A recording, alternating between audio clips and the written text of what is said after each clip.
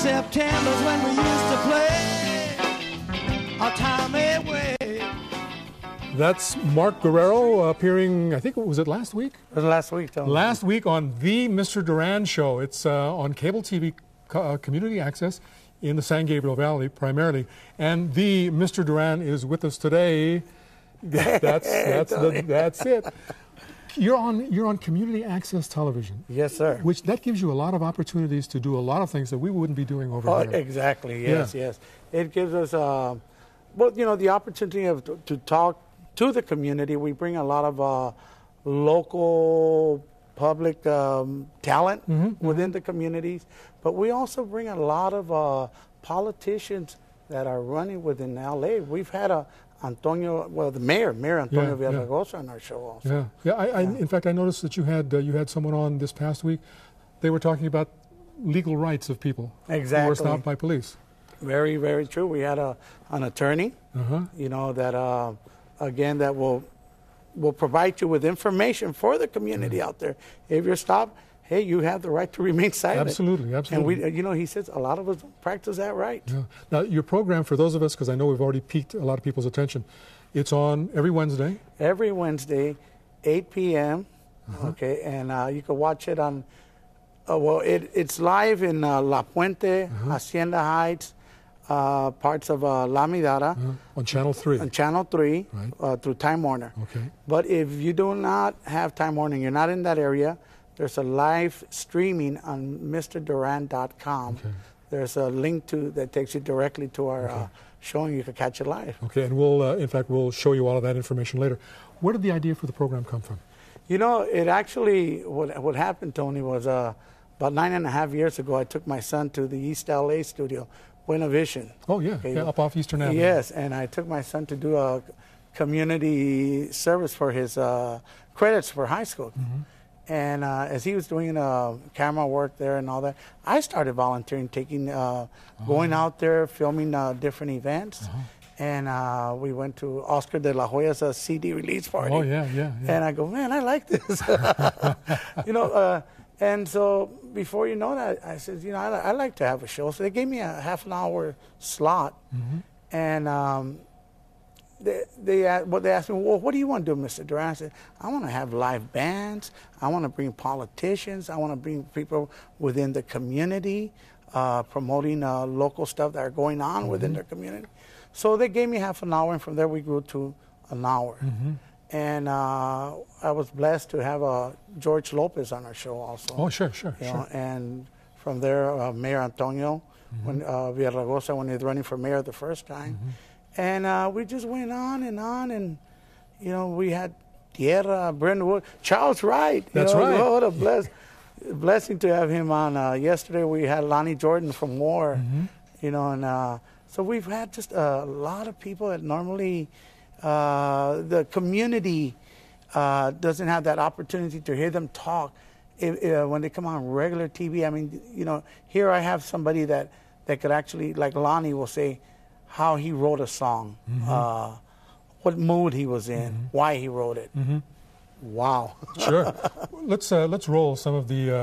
It's actually the intro to your program, and while we take a look at that, you have a sense of having had an impact on the community, being a role model for young people. You being the person that people look at and say, "Si se puede." Yeah, they. I try to talk the lingo of our community, which is East Los Angeles, and all the Chicano communities. I use certain words that I heard my mom using as we were growing up. Okay, I'm originally from El Paso, Texas, and I say I'm from El Chuco. So I heard a lot or otherwise known as El Segundo Barrio. El Segundo Barrio, ándale, yeah. And that's where we actually were from, El Segundo Barrio. So that when we came here, I was at the age of 14 years old. That lingo stood with me. Sure. It stood with me, and it's always been with me. And so when I started doing my public access show, I started using that lingo, and it was like it was a mind blower for certain people. They said, "I've never heard that before. Who is this man? Who is this gordito bearded man?" How do you keep this going? Well, volunteers. My son is the director of the Mr. Duran Show. And we have about 8 to 12 volunteers that come out every other week. And it's a labor of love, a labor of love. I have a lot of supporters, sponsors. For example, Stevens Steakhouse at City of Commerce. Jimmy The place Philipp, where every deputy sheriff in Los Angeles County has eaten at one time or another. Jimmy Philippan and his mom, Virginia, they're great supporters of the Mr. Duran Show. So community business people that will help us. What we do is just help us feed our crew. They want to eat Wiener Schnitzel Montebello.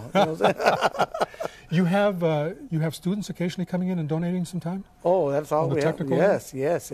And one of the great successful stories about these students is that I've been doing the Duran Show now for since 2000. Okay, and a lot of these students have moved on to work for CNN. A lot of them are working in New York City in different broadcasting. And they come back and they say, Mr. Duran, thank you so much. I'll run into them when they're doing Telemundo, and they'll see me there and they'll come and I even forget these guys because they look so different now. But sure, amazing, And I've actually been on your program, once or twice? Twice. And what impresses me is you have all kinds of people at the studio for your tapings. It's really, it's a coming together of many different kinds of people. It sure is. We, like I said, we just don't, we concentrate on everybody. Everybody. I believe we're one race, we're the human race. Sure. We're the human race. And we're there to support anybody. We've had different nationalities there. We don't care. We do it, man. We're there to promote. And as Charles Wright, I'm sure would agree, back when we were all youngsters, the kind of problems that exist today between black folks and brown folks didn't exist. We were close, and there was none of this craziness. Like today, exactly. Yeah, this craziness. What do you do with yourself when you're not prepping? I imagine it must take a lot of time. Yes, our show, before, when it first started, it was just I would sit in front of the camera, three cameras, and I'm just sitting in the center. Now, it takes a lot of preparation. We have, like I said, a crew between 8 to 12 people. So it takes about a week to put a show together. What I do when I'm not doing the show is I do productions. I do dance concerts. And right now I'm doing them at Stevens Steakhouse. Like I said, I've had Tierra there. I've had Zap. We've hired Lisa. We had, who else did we have there? We're going to have Brenton Wood pretty soon. Oogum Boogum song. There you go, yeah. And so we stay busy with productions, different productions, a lot more things coming up there. So where is for our viewers who don't get THEE, explain. Well, when I came from El Paso, Texas, I was about 14 years old. We moved to East Los Angeles. And I went to a concert with my sister. The Midnighters. Yes, at Golden Gate Theater. And these guys came out for, they got black masks on and all that. And they said, the Midnighters, not the Midnighters, THEE. Right. So that stood in me, it really just stood in my mind. And then I saw the Impalas and stuff like that. So when my son says, okay, Dad, what do you want to name your cable show? And I go, the Mr. Duran Show. He goes, you mean the? I go, no, the. There was an Anglo band that wanted to come on my show. And they said, we can't come on that gentleman's show because he don't know how to spell right. He had an extra E to the word the. Yeah. Well, you went to the Golden Gate Theater to see them. I was working down the street at the Record Rack, which is on the same block. And I can remember, I guess Benny and some of the other guys were in, they had posters, and I was looking they want to put the poster in the window, and they say the, and I said, that's a biblical term.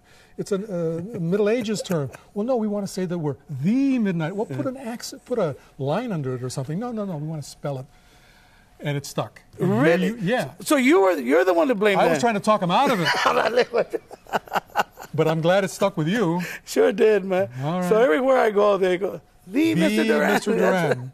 You heard it right, yeah. We wish you a great deal of luck, and I'm sure that there's no way but up for you. Thank you, Tony. That's all we want to do. We're doing it for the people. For the people and for all kinds of people. There you go, Absolutely. Man. If you want to catch the Mr. Duran Show, the Mr. Duran Show, KCAT3 Community Access out of the San Gabriel Valley, Wednesday nights, you can find it streaming live, www.mrduran.com.